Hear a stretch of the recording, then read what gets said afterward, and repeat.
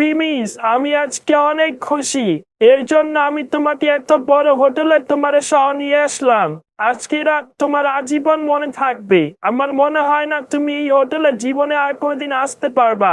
Premise কোনো কিছুই বলে না তার কথা শুনে। সে চুপচাপ মাথা নাড়ায় এবং শান্তর কথার সাথে সহমত প্রকাশ করে।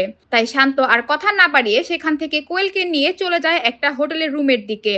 কোয়েল অনেক লজ্জা পাচ্ছিল, আবার ভয়ও পাচ্ছিল। তারপরও সে শান্তর সাথে চলে যায় শুধুমাত্র তার সাথে সম্পর্কটা আরো মজবুত করার জন্য। সেখানে অমিত আর রশনি আরেকটা রুমে চলে যায়। শুধু প্রিমিস সেখানে একা দাঁড়িয়ে ছিল। আর তাকে দেখে হোটেলের স্টাফরা উল্টাপাল্টা একজন আরেকজনকে বলতে থাকে, ভাই দেখ কি একটা জামা পইরা এত দামি হোটেলে আইসে পড়ছি। আমার মনে হয় ওই ছেলে মেয়েগুলো ড্রাইভার হইব।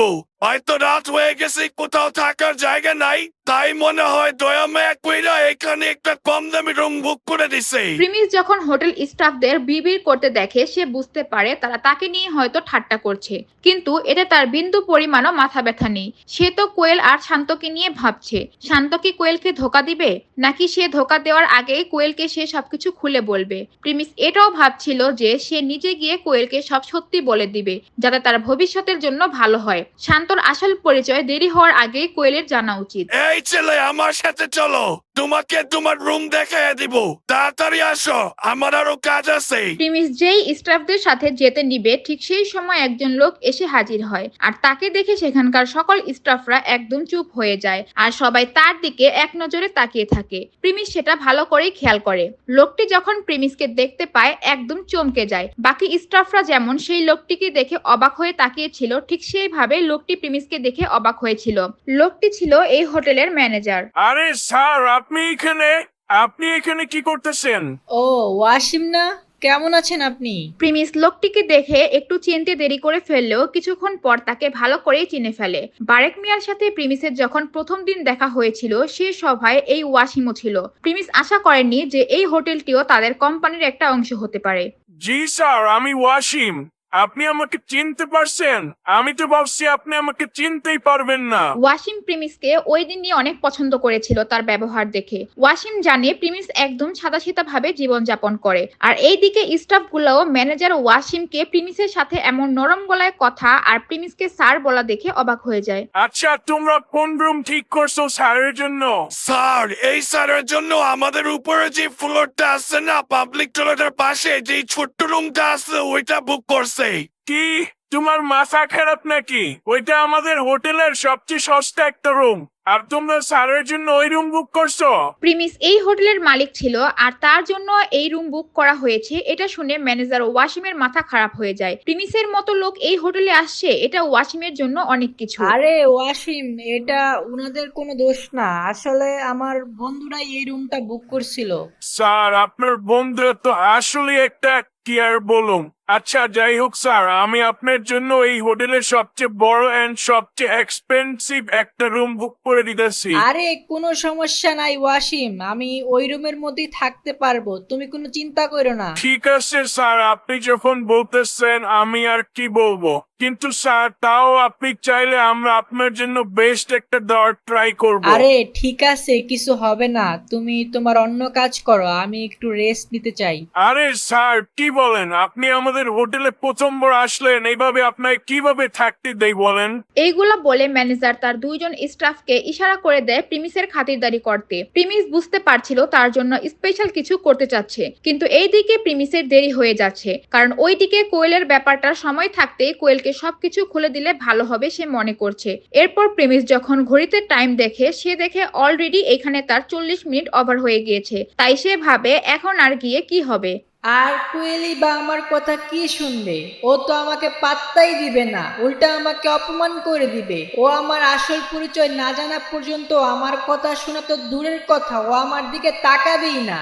এরপর প্রেমে সে তার রুমের মধ্যে যায় আর চুপচাপ বিছানায় শুয়ে পড়ে। সারাদিনের এত ধকল যাওয়ায় তার শরীর একদম ক্লান্ত ছিল আর সেই জন্য তার ঘুম পাচ্ছিল।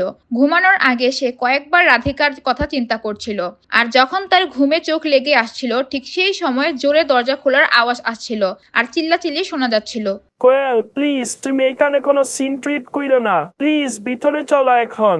আমাদের কি ওইভাবে চিল্লাচিল্লি করতে দেখলে ঝামেলা হয়ে যাবে, প্লিজ এইবার আমার কথাটা বোঝার ট্রাই করো। শান্ত কোয়েলকে হাত জোর করে এইগুলা বলছিল। কোয়েল তার কথা কোনোভাবেই শুনতে চায় না, আর তার কোনো চিন্তাই ছিল না যে কে তাকে দেখছে আর কে তাকে শুনছে। সে তো একদম রাগান্বিত হয়েছিল। শান্ত, তুমি একটা মিথ্যাবাদী, তুমি একটা ধোঁকাবাজ। তোমার পরিবার আমাদেরকে হেল্প করে না, এটা তুমি আমাকে আগে কেন বলো নাই? কোয়েলের এখন মনে হচ্ছিল শান্তর কলার ধরে ওকে জানালা দিয়ে ফেলে দিতে, কিন্তু সে কোনোভাবে নিজেকে একটু কন্ট্রোলে রেখেছে। আরে কোয়েল, তোমার কোনো ভুল ধারণা হইতে পারে। আচ্ছা তুমি বলো, যদি আমার আব্বু তোমার এই সমস্যার সমাধান না করে থাকে তাহলে কি করবে? আমি ছাড়া এই কাজ আর কি করবে বলো? তাহলে কি আমি মিথ্যা কথা বলতেছি? শান্ত কোয়েলকে মানানোর জন্য চেষ্টা করতেছিল আর তাকে রুমে নিয়ে যাওয়ার জন্য বলছিল। আর এইদিকে প্রিমিস তাদের চিল্লাচিল্লির আওয়াজ কিছুটা রুম থেকে শুনছিল। এখন বেশি ভালোর সাথে চেষ্টা করো না, অ্যাটলিস্ট এখন সত্যতা স্বীকার করো। তুমি এটা অ্যাকসেপ্ট করো আর না করো, আমার সামনেতে সত্যতা এসেই পড়ছে। কোয়েলের কথা শুনে শান্তর শরীর দিয়ে ঘাম বের হতে শুরু করে, কিন্তু এমনিতেও শান্ত কোয়েলকে সব সত্যিটা বলে দিতে চেয়েছিল। কিন্তু সে জানতো কোয়েল তার সত্যটা জানলে কোয়েল তাকে ঘৃণা করা শুরু করবে। আরে কোয়েল, তুমি কেন শুধু শুধু আমার উপর মিথ্যা অপবাদ দিতেছ? এক তো আমি তোমার এত বড় সমস্যার সমাধান করে দিলাম, তার মধ্যে তুমি আমাকে এইগুলা বলতেছ? কে তোমাকে এইসব উল্টা পাল্টা জিনিস শিখাইতেছে? কে তোমার কান ভারী করতেছে? কোয়েল বিশ্বাস করতে পারছে না যে এই ছেলে এখনো সত্যিটা মানতে রাজি হচ্ছে না। এরপর কোয়েল তাকে বলে, এখন এই মাত্র আমার আব্বু ফোন দিছে। আমার আব্বুরে খান গ্রুপের আব্বাস খান, ফাহিম খানের বাবা বারবার ফোন দিতেছে। বারবার সে আমার আব্বুকে তার অফিসে যাইতে বলতেছে। সকালে আমরা ফাহিম খানের সাথে যা করছি সেটার জন্যই হয়তো। তোমার আব্বু খান গ্রুপের সাথে কথা বলছে? আমি তো আমার আব্বুকে বলে দিছিলাম যে আমি শান্তর সাথে আছি। এটা শুনে তো আব্বু ফ্রি হয়ে গেছিল, কিন্তু আমার আব্বুর ফোনে বারবার ফোন বাজতেছিল। তাই আমার আব্বু তোমার আব্বুর অফিসে গিয়ে সব খুলে বলছে। কিন্তু তোমার আব্বু আমার আব্বুকে সরাসরি বলে দিছে এই সমস্যা তারা সমাধান করে নাই এবং এখনো কোনো হেল্প করতে পারবে না। কোয়েল এইগুলা বলতে বলতে হাঁপিয়ে যায় আর শান্তর প্রতি তার রাগ আরো বাড়তে থাকে। সে কোনোভাবেই ভাবতে পারেনি এমন কিছু হতে পারে। তুমি আমার সাথে দিনের পর দিন মিথ্যা বলে আসছো, তুমি এক নাম্বার ধোঁকাবাজ। শান্তর সকল মিথ্যা কথা বাটপারি কোয়েলের সামনে ক্লিয়ার হয়ে যায়। শান্ত অনেক চেষ্টা করে কোয়েলকে এইভাবে ফাঁসানোর চেষ্টা করেছিল, আর তার বন্ধুদের ও তাদের জন্য হোটেলের পিছনে এত টাকাও নষ্ট করলো। কিন্তু ঠিক পারফেক্ট টাইমে কোয়েলের বাবার ফোন এসে সবকিছু নষ্ট করে দিল। তোমার আব্বু আমার আব্বুর সাথে দেখা করতে গেছিল? শান্ত গাধার মতো একটা প্রশ্ন করে। কোয়েল তাকে প্রথম এইসব কাহিনী বলে দিছে, কিন্তু তার মনে হয় কোয়েলের কথা বিশ্বাসই হচ্ছিল না। তার নিজের পর্দা ফাঁস হওয়ায় ভিতর থেকে চোর ফিল হচ্ছিল। কোয়েল, তুমি আমার কথাটা শোনো, একটুখানি বোঝার চেষ্টা করো প্লিজ। শান্ত এইটা বলে কোয়েলকে বোঝানোর জন্য তার কাছে যেতে চায়। সে কোয়েলকে কোনোভাবে শান্ত করতে চায়। তার সাথে সম্পর্ক টিকুক আর নাই টিকুক, এখন সে তার মাথা ঠান্ডা করাটাই তার প্রধান উদ্দেশ্য। সে কোয়েলকে রুমে নিয়ে যাওয়ার জন্য যখনই আগাবে তখন কোয়েল বলে, আমার সামনে আসার চেষ্টা করবো না, তুমি একটা ফালতু ছেলে। জানি না কেন আমি তোমার কথার উপর বিশ্বাস করছিলাম। কোয়েল এখন শান্তর চেহারাও এক সেকেন্ডের জন্য দেখতে চায় না। শান্তকে দেখেই তার ঘৃণা হচ্ছে। কি হবে এখন তার বন্ধুরা এইসব জানতে পারলে? শুধু কি তাই, ওইদিকে ফাহিম খানের সাথে যে ব্যবহার করেছে, ফাহিম খানের হাত থেকে এইবার কোয়েলকে কে বাঁচাবে?